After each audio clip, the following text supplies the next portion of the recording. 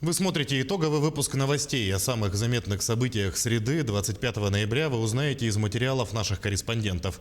В студии Сергей Михедов. Здравствуйте. И вот главные темы дня. Госпитализированных пациентов с COVID-19 в Якутии становится меньше, однако число новых случаев остается прежним. С соблюдением требований безопасности в Нерюнгринском районе возобновили работу учреждения доп. Образования. Детские пособия продлят автоматически. Расскажем, как организована работа соцзащиты по Алданскому району. Заполярье снова в центре внимания. В Москве стартовал международный форум. Свои предложения озвучил глава Якутии. Владельцам земельных участков в пригороде Якутска не разрешают строить жилые дома. С чем связана проблема? Ледяные олени, медведи и сказочные птицы появились на столичной площади Орджоникидзе. Конкурс ледовых фигур «Бриллианты Якутии» проходит в Якутске.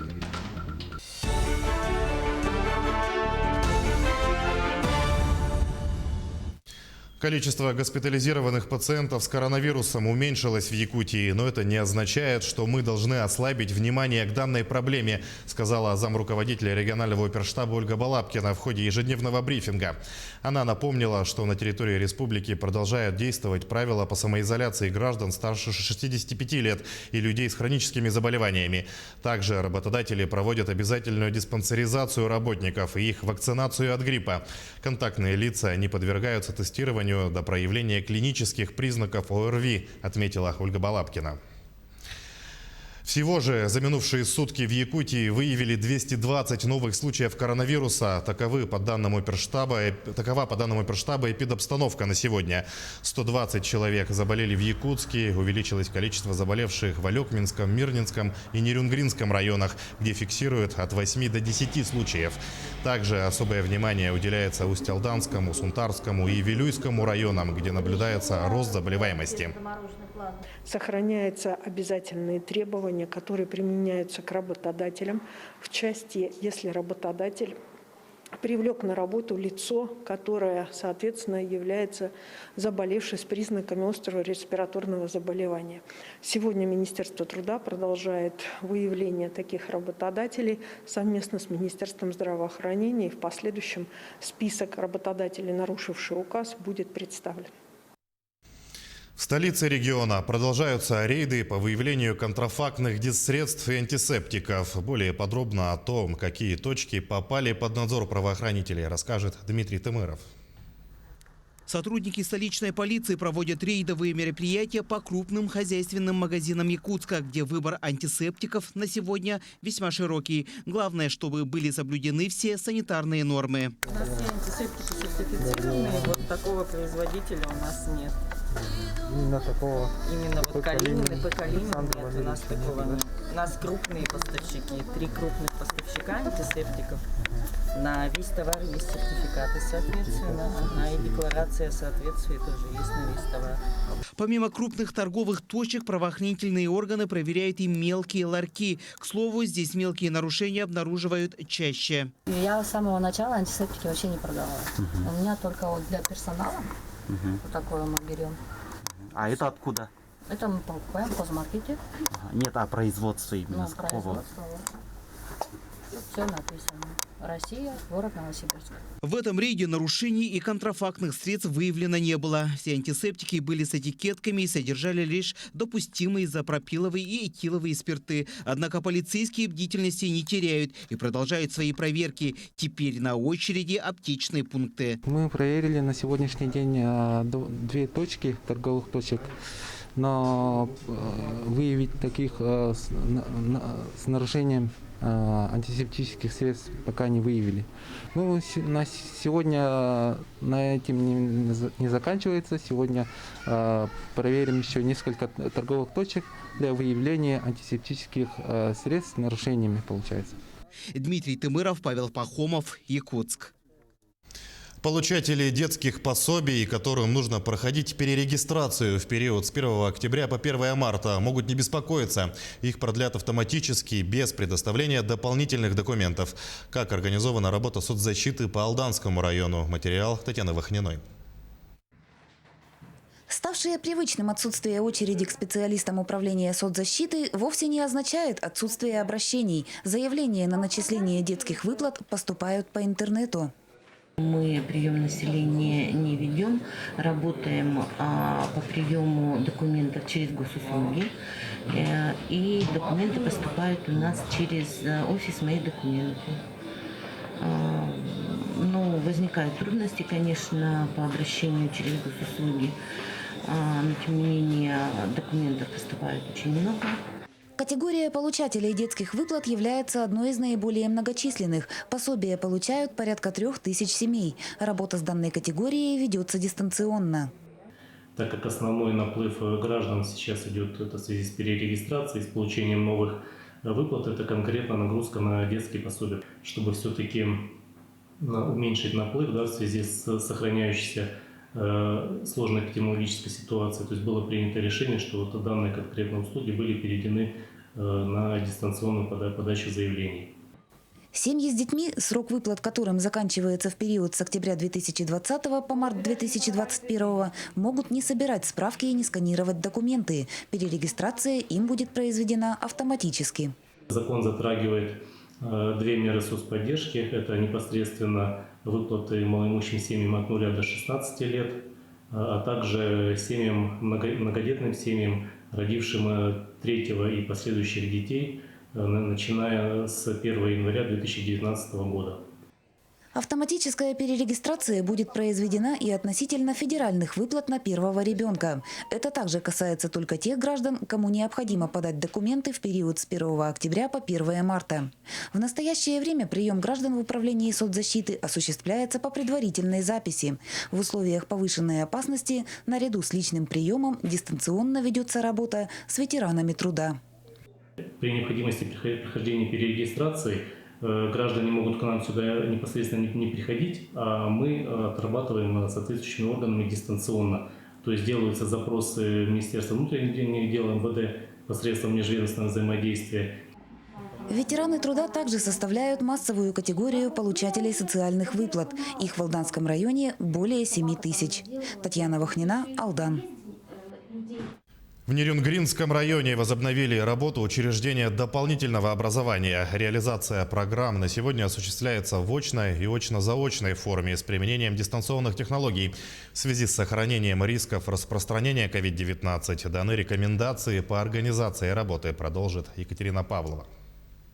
С началом пандемии учреждения дополнительного образования перешли на дистанционный формат. За это время было разработано немало вебинаров и рекомендаций для работы педагогов в любом формате и режиме. С 1 сентября текущего года на основании приказа Минкультуры Республики детские школы искусств и музыкальная хоровая школа «Соловушка» Нерюнгринского района начали осуществлять свою деятельность в заочной форме с применением дистанционных образовательных технологий. С 16 ноября на основании указа главы республики и приказа Министерства культуры и духовности Республики Саха-Якутия детские школы искусств продолжили осуществлять свою деятельность в очной форме с соблюдением мер по противодействию распространению коронавирусной инфекции.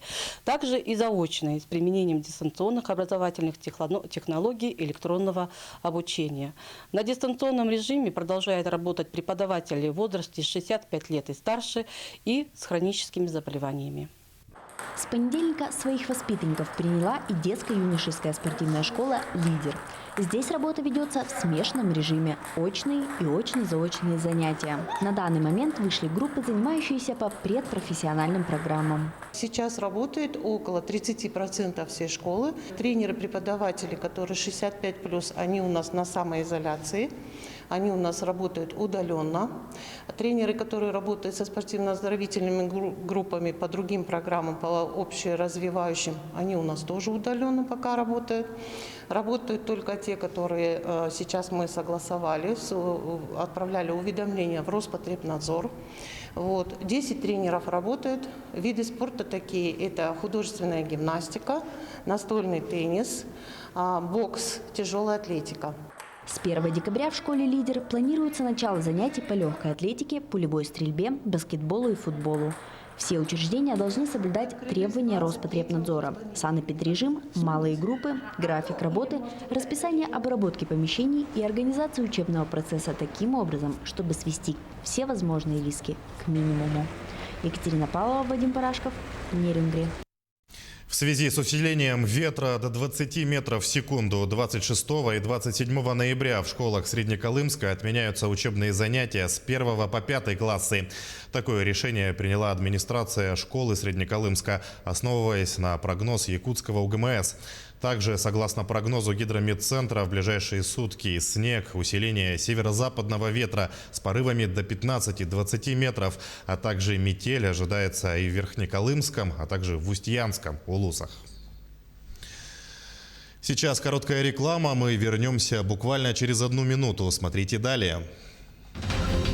Заполярье снова в центре внимания. В Москве стартовал международный форум. Свои предложения озвучил глава Якутии.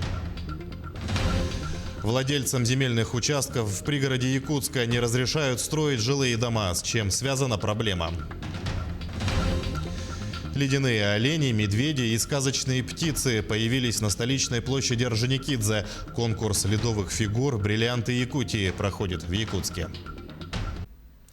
Мы продолжаем нашу программу. Заполярье снова в центре внимания. В Москве стартовал международный форум «Дни Арктики и Антарктики». Традиционно форум объединяет представителей профильных министерств, законодателей, ученых, глав арктических регионов страны и бизнесменов. Одной из главных тем станет председательство России в Арктическом совете. Эксперты должны представить основные направления программы председательства, которая запланирована на 2021-2023 годы. Еще одна важная задача форума – это выявление наиболее удачных механизмов для устойчивого развития северных территорий, сохранения экологии и самобытности коренных народов, реализация нацпроектов в Арктике. Также будут обсуждены законодательные инициативы, которые наиболее важны для жителей Заполярья. Свои предложения по улучшению законодательной базы озвучил и глава Якутии Айсен Николаев. Квадратных километров проживает всего лишь 6. Есть одна тема, которую я обязательно хочу затронуть. Это связано как раз с одним из традиционных промысловых занятий северян. Это сбор мамонтовой фауны, бивня мамонта. У нас на сегодняшний день отсутствие федерального закона, регулирующего вот это направление деятельности, конечно, очень серьезно тормозит, в том числе получение жителями Арктики легального дохода. Я вот очень надеюсь, что Минвостокразвитие, оно нас в этом вопросе поддерживает, все-таки, что федеральный закон в ближайшие годы появится, и это обеспечит постоянным доходом, легальным доходом тысячи людей. Новая касса железных дорог Якутии открылась в столице региона. Она расположена в самом центре Якутска, в отеле «Азимут», в здании бывшей гостиницы «Полярная звезда». На открытии кассы побывала и наша съемочная группа. Дополнительная точка обеспечит жителям и гостям региона не только удобство обслуживания, но и выгоду, ведь напрямую у перевозчика билеты можно приобрести без сервисных сборов. А комфорт клиентов – это основа социальной политики компании. Компания «Железные дороги Якутии» – социально ориентированная компания и ведет в этом направлении серьезную работу. Железная дорога в 2019 году пришла до Нижнего Бестяха, и мы обеспечили доставку пассажиров с Нижнего Бестяха до города Якутска. Поэтому мы открыли железнодорожную кассу здесь, в центре Якутска. Здесь можно оформить билеты по всем направлениям, стоимости, получить информацию о расписании поездов, узнать о льготах и акциях для пассажиров. Режим работы с 9 утра до полдевятого вечера, без выходных. Счастливая покупательница первого билета получила от компании приятные сувениры и подарки. Приобрела билет до города Благовещенска, Якутск-Благовещенск, Благовещенск-Якутск. Очень удобное расположение кассы в центре города. Могут приобрести билеты так же, как и местные жители, так и кто приезжает к нам в Республику Саха. Для того, чтобы избежать сложностей по переправе через реку Лену, а также для стыковки с рейсами российских железных дорог, компания планирует в декабре обновить график движения. Мы с 13 декабря применяем график движения поездов, удобный для пассажиров. Поезд прибывает в 12:26 дня и отправляется в 17:30. На сегодняшний день из Нижнего Бестяха ходят вагоны без пересадочного сообщения до Благовещенска и Хабаровска. И уже в декабре планируется запустить такой же рейс и до Иркутска. Анна Васильева, Анатолий Гоголев, Якутск. Из-за нехватки защитных сооружений от паводка владельцы ряда земельных участков вблизи Якутска не могут построить дома. В проблеме разбирался наш корреспондент. Купили участок, но разрешение на строительство жилого дома на нем не получили. С такой проблемой столкнулись жители села Пригородное. А все из-за того, что отсутствуют берегоукрепительные сооружения рядом с населенным пунктом. В начале августа мы заключили договор купли-продажи с продавцом. В регистрации у нас прошла 17 августа, и 19 августа мы ее получили на руки, выписку. Никаких ограничений в выписке записано не было. И получается, вот 22 августа мы подали уведомление на строительство. И в начале сентября, 8, по-моему, нам пришел отказ. Но мы в 2012 году еще приобрели его. Вот, частично начали новое строительство, но разрешения пока не получали. А вот в том году, да, уже хотели конкретно построиться, хотели получить разрешение, нам отказали. Злополучные участки не получается даже перепродать. Мы хотели это просто продать, но люди вплоть до суда, некоторые вот продают и аннулируют сделку. Аннулируют сделку, потому что под зону те владельцы, которые новые, и через суд, что верните деньги. А у людей там денег нет, даже такие ситуации. И все права частной собственности, все нарушено. Мы сейчас владельцы участка, у нас кое-что там есть. И мы не можем даже, в принципе, продать, потому что люди разрешения не получат. Не построиться, не продать. Не построится ничего.